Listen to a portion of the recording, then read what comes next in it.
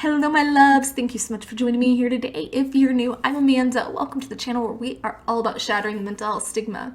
If you haven't already, please make sure you make sweet, sweet love to that subscribe button and give the bell a few kisses so you're not missing any of this content designed to help you with your mental health or help you help someone else. Today, I am celebrating 4 years in recovery from self-harm and cocaine, and I'm so proud of myself and I'm so excited, and I just really want to share in the celebration with you guys.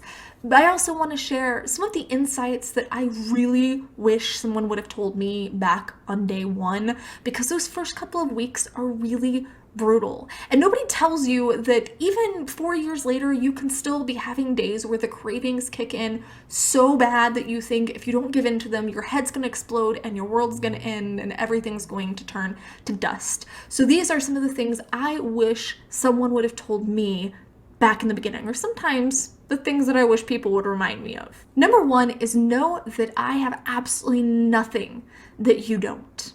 It's easy to look at someone else who has accomplished what you are hoping to accomplish and think that they have some kind of magic pixie dust or something that has made it possible.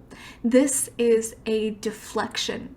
It is an excuse in disguise. If you go on thinking that it was easy for me, then you give yourself permission to think that it's impossible for you because of XYZ circumstances. It was just as difficult for me as the next person. I have an addictive and compulsive personality, and I am a pleasure-driven dopamine junkie. I was in a really grim set of circumstances back then, just as I'm sure a lot of you are. I had, and really have, nothing special, and you lack nothing to make recovery possible. Number two is to choose your own adventure.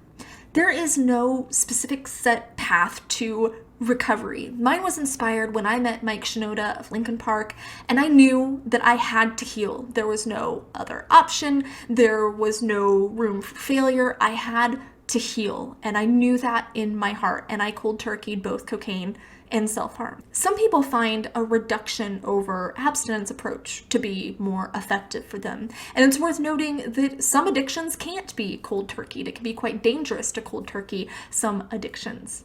For one person, it might be a song or a scene in a movie that really inspires them and encourages them to start their recovery journey, or that is what they turn to when they're having a really hard day with their cravings. For other people, it might be a religious scripture. One person might want to incorporate herbs or medication in their journey. Well, that might not resonate with someone else. Some people might want to do this alone. Some people might want to incorporate their friends and family. Some people might want to see a professional therapist, and others might want to see a life coach. Choose your own adventure.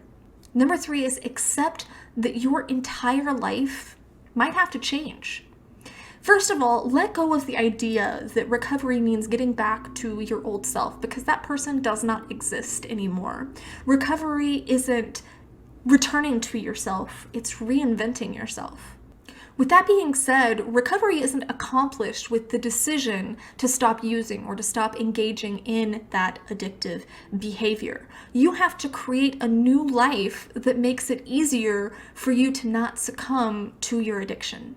If you don't do this, your environment and your triggers and the bad influences are going to drag you right back down. And let me tell you, recovery is hard enough. There is no need to make it harder. This might mean losing friendships, losing a relationship, having to cut ties with your own flesh and blood.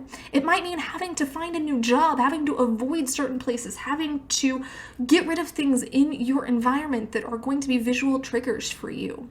In my case, I had to overhaul my entire lifestyle and way of thinking. Hashtag worth it.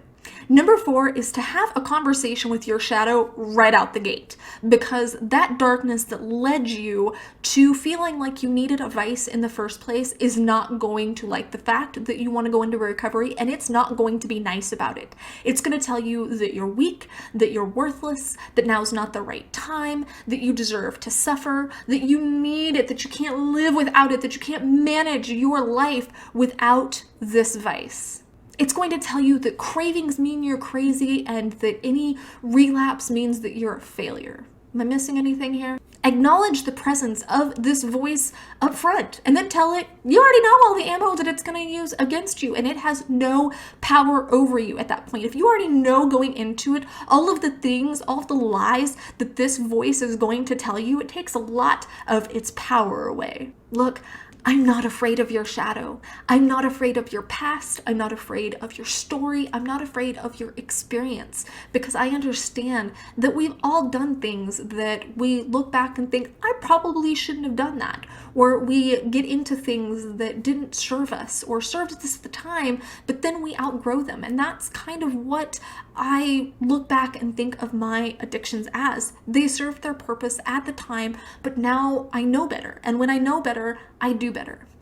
But as always, make sure that you're sharing your stories here, because that is how we shatter the stigmas around these things, is just by talking about them. And it helps so much just to share it with another person. You don't have to go to a group to do that, but hey, if that's part of your adventure, do that. You don't have to go to a professional. You don't even have to leave your chair right now. You can share your story here in the comments, whether you're just starting your recovery journey, whether you're thinking about starting your recovery journey, or whether you've been part of this journey for 50 years, it doesn't matter. Share those experiences here so that other people can see what others are going through, so that they can see that they're not alone. You're absolutely not alone. Make sure you give this video a thumbs up, share it, because I have a feeling that someone in your community, in your circle, might be suffering in silence. They might be struggling and not telling anyone about it. And addiction can take so many forms. It's not just drugs or alcohol or cigarettes. There's so many different types of addiction, and these insights can help someone with pretty much any of them. As I said before, make sure you make sweet, sweet love to that subscribe button. And I love and appreciate you guys so much. Thank you so much for being part of this journey, and I'm honored to share this with all of you. Mwah.